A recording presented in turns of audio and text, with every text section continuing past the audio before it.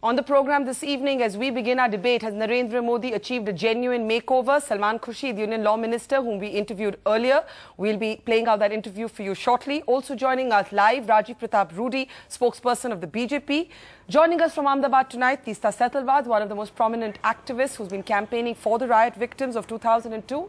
With us in the studio, Suhail Seth, managing partner with Councilage and an outspoken commentator on Indian politics. Also joining us, Farah Naqvi, social activist, member of the National Advisory Council, somebody who's also spent a lot of time on the ground working in Gujarat. And joining us for the human perspective, which we often forget, sitting in our studios, Rupa Dara Modi, a Parsi couple who lost their son. Their son went missing in 2002. The film Parzania was made on that story. It was never allowed to be screened in Gujarat. Let's start tonight with our interview with Salman Khurshid. Mr. Khurshid, if I can ask you, we know the Congress's stated position, but surely, given the fact that Narendra Modi has had a string of electoral victories, this attempted reinvention by him must make the Congress very nervous. Well, it all depends. People who won on a mandate that was created or conjured by different presentation of facts and fiction will now want to be inclusive and now want to reach out to the very people and groups and communities that they excluded in their previous campaigns. It'll be interesting to see how this turns out. Frankly, if it's all about politics, manipulating emotions and manipulating perceptions, that's very sad. I wish that there was something that could point to a fundamental paradigm shift in the way the Modi government approaches people across the board, and I don't see any of that yet.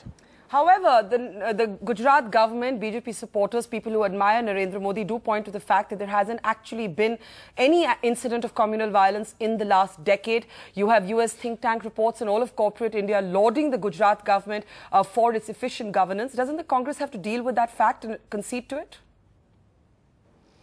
Well, I don't think that our dispute with Mr. Modi's kind of politics was about extent of development or the GDP of the state or for that matter about certificates that anybody in the world may have given to him or not given to him. Our difference with Mr. Modi was and remains a fundamental issue of human dignity, and we do believe that the kind of assault on human dignity and human rights that took place in Gujarat under his stewardship, while he was in the chair and he was the chief minister, is something that is still to be explained, still to be accounted for, and still to be forgiven and forgotten. Now, that's a huge area of difference, and it doesn't matter. It doesn't matter how much you can show in terms of development and growth and in terms of what you have done for the rest of Gujarat, but there is a very fundamental, flawed logic there, that there are people who may be smaller in number than those who vote for him, but people who have the same right to dignity as anybody else has. But the fact is that the Congress seems to have shown a complete bankruptcy of ideas in countering Narendra Modi. If Shankar Singh Vaghela is going to sit on a copycat imitative fast, basically you've conceded that Narendra Modi set your agenda. You've already lost. Well, it wasn't a copycat responsive fast. I think it was a point that was being scored, that it is not the fast that counts, but really what the heart that counts. Has there been a change of heart or not? Has there been a change of attitude towards people who have suffered and suffered enormously? I think that's what was attempted to be underscored by Mr. Vaghela. It was not to match a fast against a fast at all. Right, but the fact is that Mr. Vaghela's fast barely got any notice from anybody, so which is why maybe the Congress needs to rethink that. And you also had Sushma Swaraj getting up and actually quoting Mehbooba Mufti at the National Integration Council meeting, praising the governance model. Is there anything that you're willing to give the Modi government credit for, if you're honest?